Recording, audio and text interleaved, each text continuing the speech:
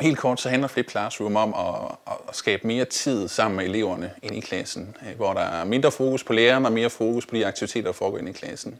Og den måde, jeg gør det på, det er ved, at jeg laver et videooplæg til hver eneste time, som så er elevens lektie. Det er altså lektien inden timen at have set den video, hvor jeg så forklarer et emne. Og når eleven så møder op i klassen dagen efter, så har eleven allerede en forhåndsviden, som vi så kan starte ud med, når vi så skal i gang med at lave opgaver. Så vi bruger ikke tid i klassen på, at jeg står foran tavlen. I stedet for så bruger vi tiden på at arbejde med nogle spændende opgaver og værksteder. Så fordelen det er, at man kan få mere tid sammen med sine elever. Altså den tid, som man har inde i klassen som lærer, kan man bruge på at komme rundt til alle elever, så man bedre kan være en træner for eleverne, frem for en, der bare står op ved tavlen og fortæller om nogle ting.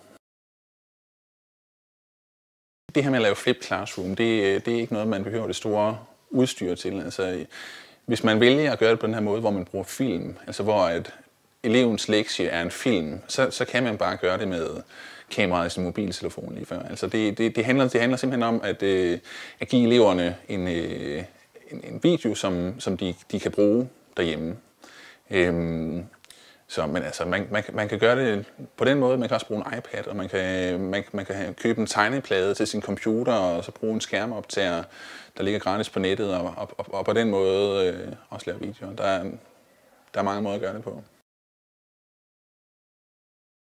Den måde, eleverne oplever det her på, det har været meget positivt. Jeg har fået tilbagemeldinger fra elever, som derhjemme har set en video, måske 2 eller 3 gange, fordi det var noget, de ikke forstod. Og så er det måske først 3. gang, de egentlig har fået pointen med. Og det her med, at eleverne de sådan kan spole tilbage, og de kan se videoen i deres eget tempo, eller se videoen igen, eller se den sammen med deres forældre. Det oplever jeg som noget, der faktisk der kommer rigtig godt udbytte ud af. Og det samme op i klassen, at vi skal ikke til at bruge tid på, at det er mig, der er i fokus. I stedet for så er det eleverne med det samme, der får opmærksomheden, og det er de aktiviteter, der skal foregå sammen med eleverne, der har prioriteten inde i klassen. Mange forældre har skulle vende sig til det her med, at der ikke er nogen lektie i bogen, og kan de nu følge med i, hvor langt vi er kommet og sådan nogle ting. Men i virkeligheden så bliver der jo her åbnet meget mere op for den undervisning, jeg laver med deres børn. Altså forældrene får et rigtig godt indblik i, hvordan det er, jeg lærer deres børn matematik.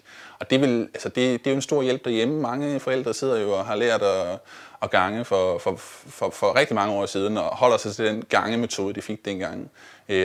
Og derfor kan det godt være forvirrende, når jeg så kommer og viser 2 eller 3 helt anderledes måder at gange på. Men her får de selv lov til at kigge med, og det gør egentlig, at det også bliver nemmere måske at hjælpe barnet derhjemme. Det er klart, som lærer, så skal man lige vende sig til det her med, at man åbner virkelig meget op for sin undervisning, når man på den måde laver en video, man sådan lægger ud på nettet. Og det er klart, det skal eleverne også vende sig til, at lige pludselig så er læreren også derhjemme. Det er ikke kun op i skolen, men det er også, når man er derhjemme, at læreren lige dukker op på skærmen. Og man skal så også vende sig til, at forældrene de kigger med, og måske er der også nogen, der så lige sender en besked med i skole om, at den der måde, du viser det på, det var ikke helt rigtigt der. Og sådan. Det kan også være, at eleverne de selv opdager det, og det er jo egentlig en rigtig fin ting, når eleven kommer og siger, du har lavet en fejl i din video, og så har de jo i hvert fald lært noget, når de kan se, at læreren laver fejl. En god måde at komme i gang, det er jo at starte ud med at lave nogle små, simple videoer. Og det kunne være, at man faktisk bare satte kamera op og filmede sig selv og stod foran tavlen. Det kan også være, at man filmede med sin mobiltelefon, filmede ned i bogen, filmede nogle opgaver, man gerne ville forklare på en måde, så eleverne havde det også derhjemme, og så simpelthen sad med blyanten og forklarede. Så det er en altidens måde at komme i gang. Man kan også prøve at lave en PowerPoint-præsentation, hvor man har nogle pointer, som man gerne vil have eleverne får med hjem, og så optage den her PowerPoint-præsentation med en skærmoptager, som ligger, altså der ligger masser på nettet, som man kan bruge. Og det er det, der hedder SkoleTube, som rigtig mange skoler efterhånden abonnerer på. Det er et rigtig godt sted at starte ud, fordi at der er både skærmoptager og et sted, de her videoer bliver lagt, så eleverne nemt kan komme til dem. Så lige at studere, hvad det her SkoleTube det er for noget, og så ellers prøve at lave nogle få videoer, ikke til hver eneste time til at begynde med, men nogle få videoer, så kan man jo se, hvor nemt eller svært man finder det.